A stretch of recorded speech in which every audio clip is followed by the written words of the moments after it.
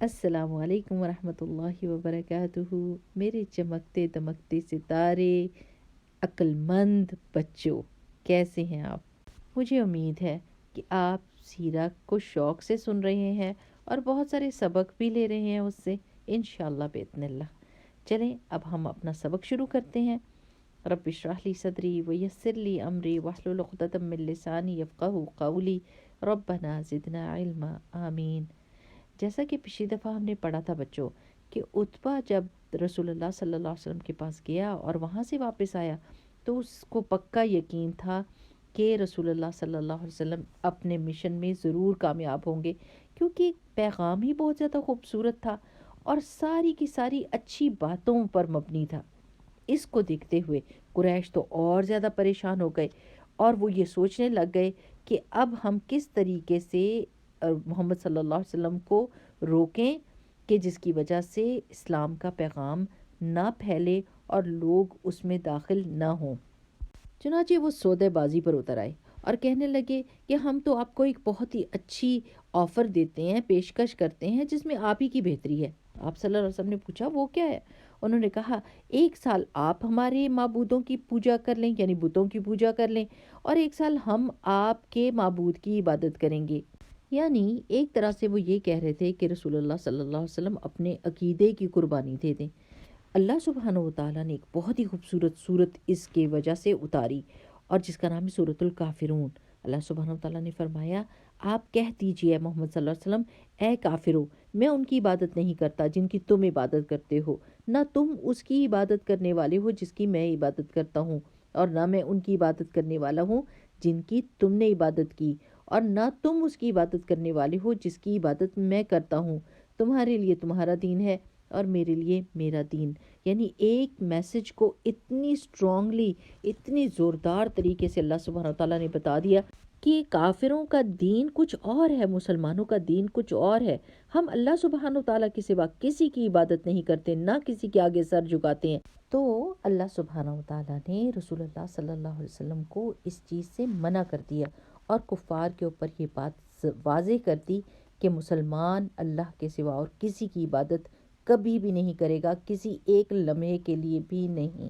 پھر اگلی چال انہوں نے کیا چلی کہ رسول اللہ صلی اللہ علیہ وسلم سے کہنے لگے اچھا چلیں یہ قرآن بدل کر کوئی اور قرآن لے آئیں۔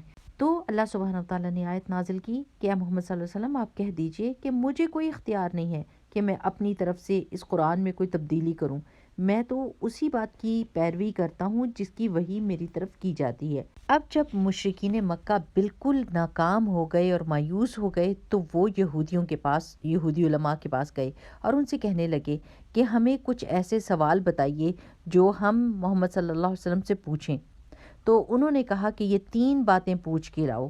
ایک یہ کہ وہ جو پرانے زمانے میں کچھ نوجوان گم گئے تھے ان کی کہانی پوچھو، اور پھر یہ پوچھو کہ ایک شخص تھا، ایک بادشاہ تھا جو زمین کے مشرق اور مغرب تک پہنچا تھا، اس کی کیا خبر ہے، اور تیسری بات یہ پوچھو کہ روح کے بارے میں ہمیں بتائیے۔ چنانچہ سرداران قریش جو تھے وہ رسول اللہ صلی اللہ علیہ وسلم کے پاس یہ سارے سوال لے کر چلے گئے۔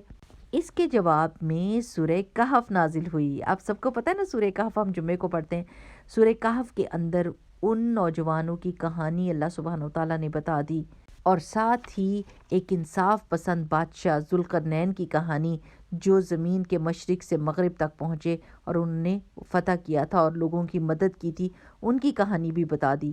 لیکن روح کے معاملے میں اللہ سبحانہ وتعالیٰ نے فرمایا اعوذ باللہ من الشیطان الرجیم بسم اللہ الرحمن الرحیم وَيَسْأَلُونَكَ عَنِ الرُّوحِ قُلِ الرُّوحُ مِنْ أَمْرِ رَبِّي وَمَا أُوتِيتُم مِّنَ الْعِلْمِ إِلَّا قَلِيلًا۔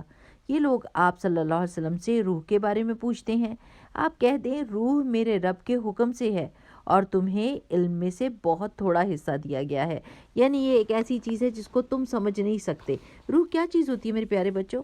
جو جسم کو زندہ رکھتی ہے۔ ہم 2 چیزوں سے بنے ہیں نا، جسم اور روح۔ تو جسم کے اندر جب روح ہوتی ہے تو ہم چلتے ہیں، باتیں کرتے ہیں، اور جب روح نکل جاتی ہے تو انسان مر جاتا ہے۔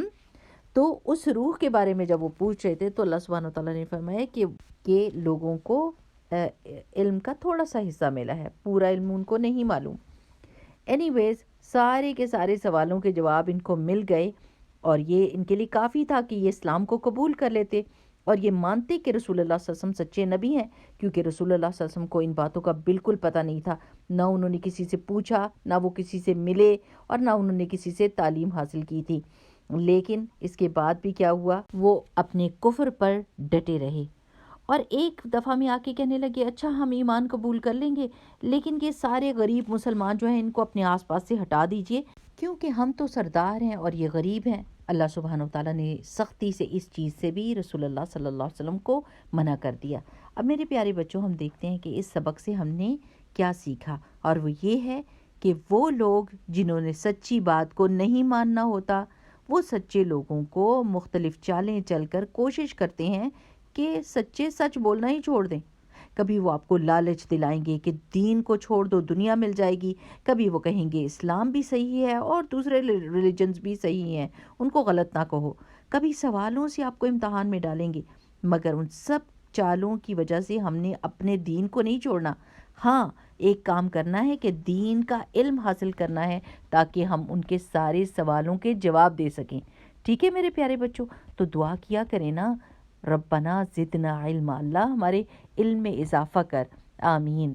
چلے میرے پیارے بچوں، اگلی دفعہ پھر ملیں گے۔ سبحانک اللہم و بحمدک، نشہد ان لا الہ الا انت، نستغفرک و نتوب الیک۔ السلام علیکم ورحمۃ اللہ وبرکاتہ۔